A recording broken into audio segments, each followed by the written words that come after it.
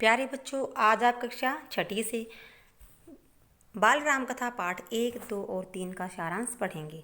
बेटा, पहला पाठ है अवधपुरी में राम।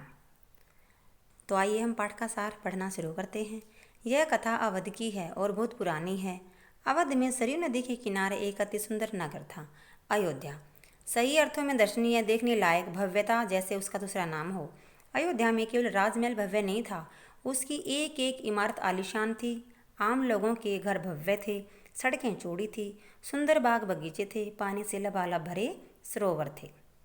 खेतों में लहराती हरियाली, हवा में हिलती फसलें सरयू की लहरों के साथ खेलती थी। अयोध्या हर तरह संपन्न नगरी थी। संपन्नता कोने कोने तक, क्या है, उनके अंदर तक बिखरी हुई थी। सभी सुखी थे, सभी समृद्ध थे। दुख और विपन्नता को अयोध्या का पता ही नहीं मालूम था, या उन्हें नगर किसी यहाँ प्रवेश की अनुमति ही नहीं थी। पूरा नगर विलक्षण था, अद्भुत और मनोरम था। उसे ऐसा होना ही था। वह कौशल राज्य की राजधानी था। उसकी अयोध्या जो है वह किस राज्य की राजधानी था? कौशल राज्य की। राजा दशरथ वहीं रहते थे। उनके राज्य में दुख का भला क्या काम। राजा दशरथ कुशल योद्धा और न्यायप्रिय शासक थे। यहाँ प्रश्न का उत्तर आता है कि राजा दशरथ कैसे शासक थे, तो वे कुशल योद्धा और न्यायप्रिय शासक थे। महाराज अज के पुत्र थे। महाराज दशरथ के पिता का नाम था अज और महाराज रघु के वंशज, और जो अज के पिता थे वो थे महाराज रघु, रघुकुल के उत्तराधिकारी। रघुकुल की रीति नीति का प्रभाव हर जगह दिखाई देता था। सुख समृद्धि से लेकर बात व्यवहार तक लोग मर्यादाओं का पालन करते थे, सदाचारी थे। पवित्रता और शांति हर जगह थी, नगर में भी और लोगों के मन में भी। राजा दशरथ यशस्वी थे, उन्हें किसी चीज़ की कोई कमी नहीं थी। राज सुख था, कमी होने का प्रश्न ही नहीं था। लेकिन उन्हें एक दुख था, छोटा सा दुख, मन के एक कोने में छिपा हुआ। वह रह रहकर उभर आता था, उन्हें सालता रहता था। सालता का अर्थ है बेटा, उसे दुखी करता रहता था। उनके कोई संतान नहीं थी। आयु लगातार बढ़ती जा रही थी। उनकी 3 रानियाँ थीं। राजा दशरथ की कितनी रानियाँ थीं? 3। Number 1 Kaushalya, number 2 Sumitra, number 3 Kaikeyi. रानियों के मन में भी बस यही एक दुख था, संतान की कमी। जीवन सुना सुना लगता था। राजा दशरथ ने से रानियों से बातचीत प्राय इसी विषय पर आकर रुक जाती थी। राजा दशरथ की चिंता बढ़ती जा रही थी। बहुत सोच विचार कर महाराज दशरथ ने इस संबंध में वशिष्ठ मुनि से चर्चा की। उन्हें पूरी बात विस्तार से बताई। रघुकुल के अगले उत्तराधिकारी के बारे में अपनी चिंता बताई। मुनि वशिष्ठ राजा दशरथ की चिंता समझते थे। उन्होंने दशरथ को यज्ञ करने की सलाह दी, पुत्रेष्टि यज्ञ। महर्षि ने कहा, आप पुत्रेष्टि यज्ञ करें महाराज, आपकी इच्छा अवश्य ही पूरी होगी। यज्ञ महान तपस्वी ऋष्यशृंग के देखरेख में हुआ। पूरा नगर उसकी तैयारी में लगा हुआ था। यज्ञशाला सरयू नदी किनारे बनाई गई। यज्ञ में अनेक राजाओं को निमंत्रित किया गया। तमाम ऋषि मुनि पधारे। शंख ध्वनि और मंत्रोच्चार के बीच एक एक कर सबने आहुति डाली। अंतिम आहुति राजा दशरथ की थी। यज्ञ पूरा हुआ। अग्नि के देवता ने महाराज दशरथ को आशीर्वाद दिया। कुछ समय बाद दशरथ की इच्छा पूरी हुई। तीनों रानियां पुत्रवती हुई। महारानी कौशल्या ने श्री राम को जन्म दिया। अब श्री राम की माता का नाम क्या है? कौशल्या। और चैत्र माह की नवमी के दिन रानी सुमित्रा के 2 पुत्र हुए, लक्ष्मण और शत्रुघ्न। लक्ष्मण और शत्रुघ्न की माता का नाम क्या है? सुमित्रा। और रानी कैकेयी के पुत्र का नाम भरत रखा गया। अब कैकेयी का पुत्र कौन था? भरत। चारों राजकुमार धीरे धीरे बड़े हुए। वे बहुत सुंदर थे, सुदर्शन थे। साथ खेलने निकलते तो लोग उन्हें देखते रह जाते, आंखें उनसे हटती ही नहीं थी। चारों भाइयों में आपस में बहुत प्रेम था। वे अपने बड़े भाई राम की आज्ञा मानते थे। खेलकूद में लक्ष्मण प्राय श्री राम के साथ रहते और भरत और शत्रुघ्न की एक अलग जोड़ी थी। और बड़े होने पर राजकुमारों को शिक्षा दीक्षा के लिए भेजा गया। उन्होंने कुशल और अपनी विद्या में दक्ष गुरुजनों से ज्ञान अर्जित किया, शास्त्रों का अध्ययन किया, शस्त्र विद्या सीखी। चारों राजकुमार कुशाग्र बुद्धि थे, जल्द ही सभी विद्याओं में पारंगत हो गए। श्री राम इसमें सर्वोपरि थे। उनमें कई अन्य गुण भी थे। उनमें विवेक, शालीनता, न्यायप्रियता थी। राजा दशरथ को सबसे अधिक प्रिय पुत्र कौन सा था उनका? तो श्री राम, क्योंकि वह सबसे बड़े थे। पाठ 1 का सारांश खत्म हुआ। पाठ 2 है बेटा जंगल और जनकपुर। तो आइए पढ़ते हैं।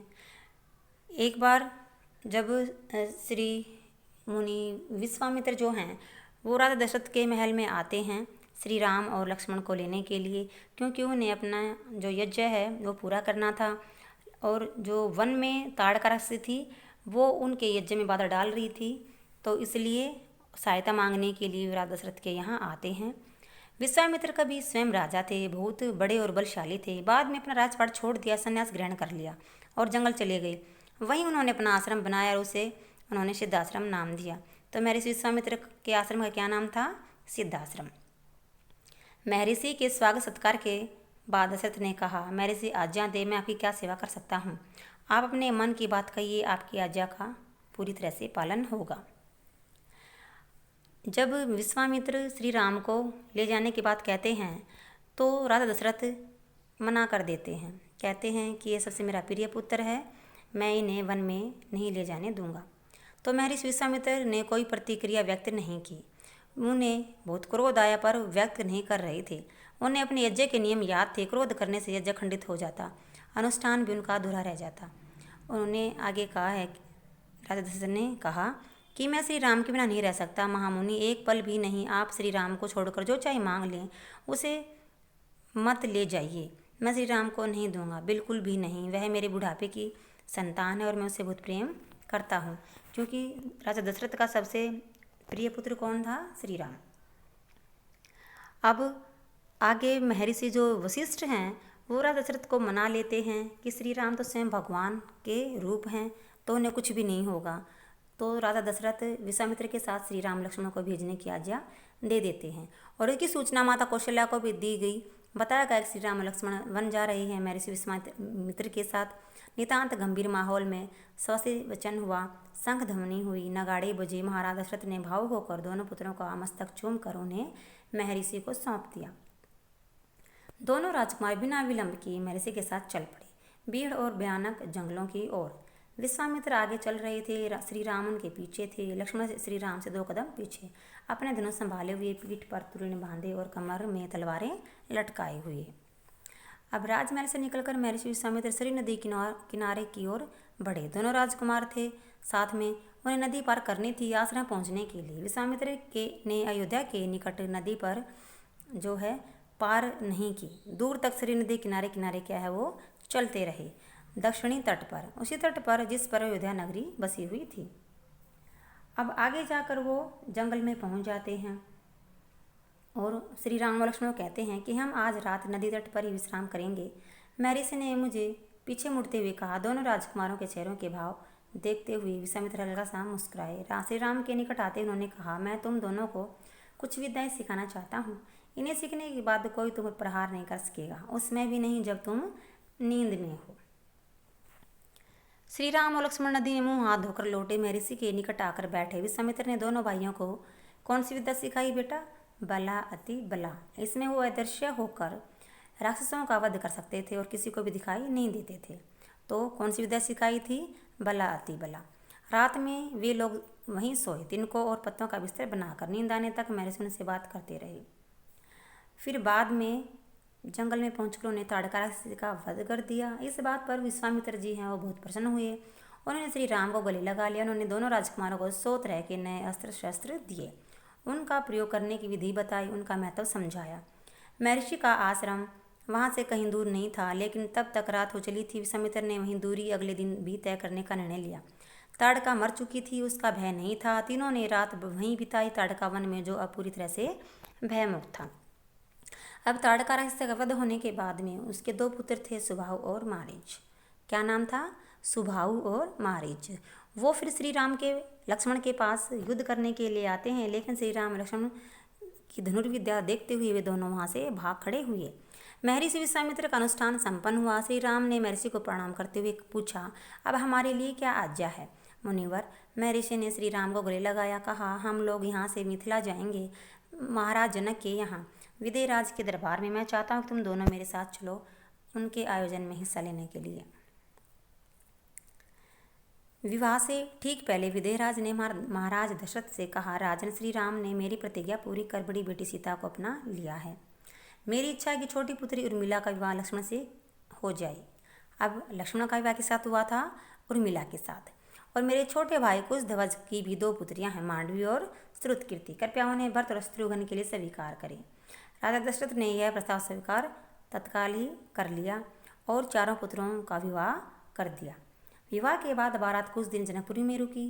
बाराती बहुओं को लेकर अयोध्या लौटे तो रानियों ने पुत्र वधुओं की आरती उतारे, स्त्रियों ने फूल बरसाए, शंख ध्वनि से गलियां गूंज उठी। यह आनंदोत्सव लगातार कई दिनों तक चलता रहा। सभी लोग आनंद से इस उत्सव को मनाते रहे। अब आगे पाठ है बेटा 3 2 वरदान। अब आइए इसका सारांश पढ़ते हैं। राजा दशरथ वृद्ध हो चले थे, इसलिए वे श्री राम का राज्याभिषेक करना चाहते थे। उन्होंने श्री राम को राजकाज में शामिल करना शुरू कर दिया था। उन्होंने श्री राम को युवराज बनाने और उनके राज्याभिषेक की घोषणा की। राम के राज्याभिषेक के लिए तैयारियां जो हैं वो होने लगी। उस समय भरत और शत्रुघ्न ननिहाल में थे। वे अपने नाना के यहाँ गए हुए थे। राज्याभिषेक की तैयारियां दासी मंथरा ने भी देखी। दासी मंथरा कौन थी? जो रानी कैकेयी है उसकी दासी। कैकेयी से कहा कि तुम्हारे सुखों का अंत होने वाला है, क्योंकि श्री राम का राज्य अभिषेक होने जा रहा है और उन्होंने जानबूझकर भरत को ननिहाल भेज दिया है। कैकेयी ने कहा कि इसमें बुरा मानने जैसी कोई बात नहीं है। मंथरा ने कहा फिर अगर राम को राज मिल गया तो भरत को देश निकाला दे देंगे और दंड भी देंगे। कोई ऐसा उपाय करो कि राजगद्दी भरत को मिल जाए, श्री राम को जंगल भेज दिया जाए। उसकी बातों का कैकेयी पर असर पड़ा। मंथरा ने कैकेयी को उसके 2 वरदान याद दिलाए जो दशरथ ने कभी देने का वादा किया था। उसने रानी कैकेयी को कहा कि भरत के लिए राजगद्दी और श्री राम के लिए 14 वर्षों का वनवास मांगे। रानी कैकेयी अब यह सुनकर कौ भवन में चली गई। राजा दशरथ ने जब उन्हें कौ भवन में देखा तो वह खुद को रोक नहीं पाई, क्योंकि जब रानी बहुत ज़्यादा दुखी हो जाती थी तो वो उस भवन का नाम था कौप भवन। तो उन्होंने कैकेयी से उनके दुख का कारण पूछा। कैकेयी ने पहले उनसे अपने वचन पूरा करने का आश्वासन लिया और दशरथ ने हामी भरी और दशरथ ने उसके लिए हाँ भर दी। कैकेयी ने उनसे भरत का राज्याभिषेक और राम के लिए 14 वर्ष का वनवास मांगा। दशरथ भौचक्के रह गए। भौचक्के अर्थात आश्चर्यचकित रह गए। कैकेयी ने कहा कि अगर आप वरदान नहीं देंगे तो मैं विष पीकर अपनी जान दे दूंगी और कलंक आपके माथे होगा। अब यह सुनकर जो राजा दशरथ हैं वो मूर्छित बार बार होने लगे और जमीन पर गिर पड़े। दशरथ ने कैकेयी को बहुत समझाया, परंतु वह टस से मस नहीं हुई। अतः उसने उनकी बात नहीं मानी। उसने जिद लगा ली थी कि मैं तो यही 2 वरदान मांगूंगी कि भरत को राजगद्दी मिले और श्री राम को 14 वर्ष का वनवास मिले। और सारी रात इसी तरह बीत गई और राजा दशरथ जो हैं मूर्छित होकर जमीन पर पड़े रहे। तो बेटा जो पाठ 1 है अवधपुरी में श्री राम, पाठ 2 जंगल और जनकपुरी और पाठ 3 2 वरदान का सारांश आप पढ़ चुके हैं। तो अब आसान पूर्वक प्रश्नों के उत्तर समझ सकेंगे और याद कर सकेंगे। तो आज के लिए इतना ही। धन्यवाद।